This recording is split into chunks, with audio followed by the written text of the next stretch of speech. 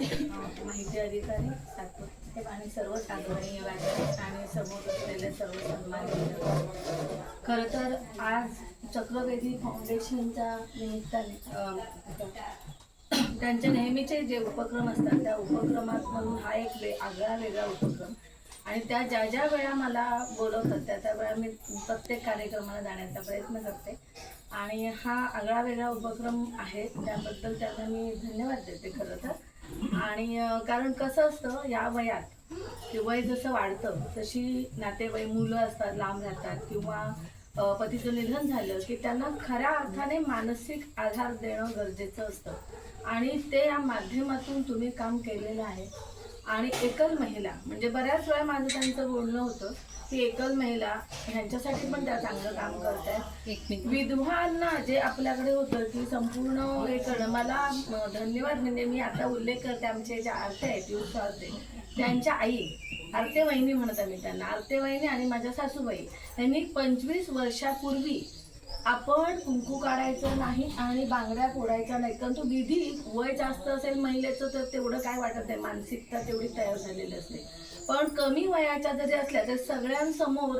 तिथे बाहेर बोलवून तो इतका भयानक विधी असतो म्हणजे काटा अंगावरती उभा राहतो कारण 2 वर्षापूर्वी आम्ही रेनाताई आणि मी एका माणसाचं निधन झालं तिथे गेलो होतो सांगव्यासारख्या गावात आणि त्या बाईला तिने आयुष्यातली ती रडत होती ती आम्हाला विनवणी करत होती की मी आयुष्यात कधीही गजरा घातलेला नाही मला गजरा घालायला लावू नका पण इतकं भयंकर सत्य तिथे आम्हाला बघायला मिळालं आणि आम्ही दोघी हतबल झालो म्हणजे खरं तर आम्ही दोघी बिंदास बोलतो काय सांगते मी तर आम्ही एवढं नाही ते थांबते मला भाषणातले लिंक होते सांगण्याचा उद्देश हा खरं तर आता एवढं लांबण लावायची वेळ नाही आहे पण ती जी होती आमचे शेलार म्हणून आहेत बापू शेलार प्रतिष्ठित व्यक्ती आणि ते वारल्यानंतर त्या महिलेला एक वेणी शेवंतीची आणि गजरे कुंदाचे गजरे ती रडत होती मला ती मोठी नथ नको कारण तिचं ते रूप बघून ती खूप सुंदर दिसायला आहे या वयात आणि तिला ते गजरे असे माळून बाहेर आणलं आम्ही दोघींनी खूप विरोध केला आणि तरी तिथे आमचं काही चाललं नाही आम्ही दोघी निघून आलो कारण ही तिच्या नात्यातली म्हटलं शेवटपर्यंत थांबणं गरजेचं होतं तर आम्ही विरोध करून आम्ही तिथून निघून आलो दोघी की आम्हाला ते बघवत नाही ती धावू पडत होती की मला हे गजरे माळू नका पण आम्ही विरोध नाही तिथे करू शकलो कारण ते सांगवे गाव म्हणजे भयंकर आहे करतो तर आणि हा असले भयंकर प्रथा आहेत आणि त्या प्रथांमध्ये सुद्धा राहून त्यांच्यासाठी वैदेहीताईसारखी महिला काम करते खूप महत्वाचं आहे. म्हणजे मी तर आतापर्यंत म्हणत होते आपण विरोध केला की होईल पण तसं नाही होत आम्हाला कुठेतरी बंधनं येत आहेत पण ती एक मार्गी ह्या सगळ्यांसाठी काम करते अर्थात आमची जबाबदारी आहे की तिला मदत करणं त्या मदतीच्या माध्यमातून आम्ही त्यांच्यापर्यंत आलो आहोत आणि आज या कार्यक्रमाने चौगुले भाऊंना तर मी SSY पासून ओळखते बरीच वर्ष झाली मी SSY केलं तेव्हापासून मी ओळखते तर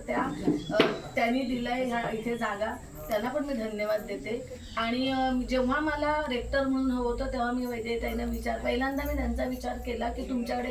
अशी कमी वयाची कोण आहे का म्हणून ते कमी आहे 50-45 अशी कोण आहे का पण त्यामुळे माझ्याकडे कोण नाही म्हणजे त्या नुसतंच भाषण करून नाही तर त्या माध्यमातून गेली त्यांनी जेव्हापासून काम सुरू केलं तेव्हापासून जेव्हा त्यांना मदत लागेल तेव्हा आमचं बोलणं असतं नेहमी चालू असतं जे मी मदत करायची ती माझ्यामार्फत मी करत असते पण तेव्हाही मी शोधत होते की एक नोकरीला लावण्यासारखी बाई म्हणजे महिलेला तिथे आपण नोकरीला लावू शकू पण ती काही मला मिळाली नाही आणि तर सांगण्याचा उद्देश हा आहे की आपली जर एकजूट असेल आणि आपले प्रश्न काय की त्यांना आता मानसिक आधाराची गरज आहे संजय गांधी निराधार योजना ही बरीच वर्ष चालू आहे तर त्याच्यातून आपल्याला त्या माध्यमातून त्यांना मिळतात त्यांना मिळत नाही त्यांची चालू करण्याचं आपल्याला हां तर ते पैसे मिळतात पण तरी सुद्धा ते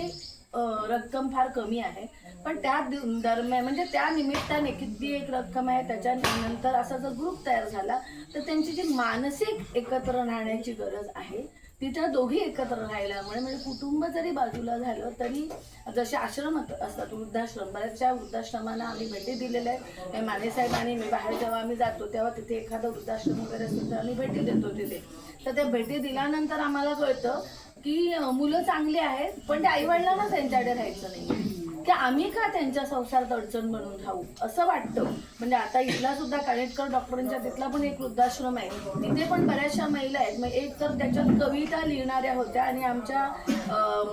याच्या माध्यमातून आमचा जो ग्रुप आहे महिला बचत गट आणि ह्याचा म्हणजे माझ्या सासूबाईंचाच तो ग्रुप होता भिशीचा, तर त्या माध्यमातून त्यांना आम्ही असंच मी एकदा ट्रीप घेऊन गेले त्यांची. म्हणजे सासूबाईंना बरं वाटतं, त्यांना अल्झायमर झालं तर मग ट्रीप घेऊन गेले. त्यांनी तिथे बसून एक कविता लिहिली आणि मग मी त्यांना मुद्दाम विचारलं की म्हणाल ना माझी मुलं वगैरे सगळी चांगले, मला कधी वाटलं तर मी 15-1 दिवसापर्यंत त्यांच्याकडे जाऊन राहत नाही, माझे छंद मला जोपासायचे म्हणून मला एकटं घ्यायचं. म्हणजे असंही असतं की असं नाही आहे की एकल महिला अशाच राहतात, परिस्थितीमुळे राहतात, असं नाही.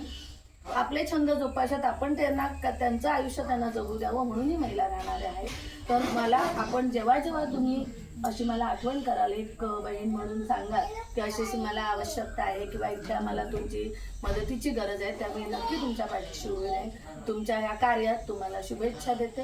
आणि त्याला आम्हाला बोलवलं त्याबद्दल मी धन्यवाद देते. जय हिंद.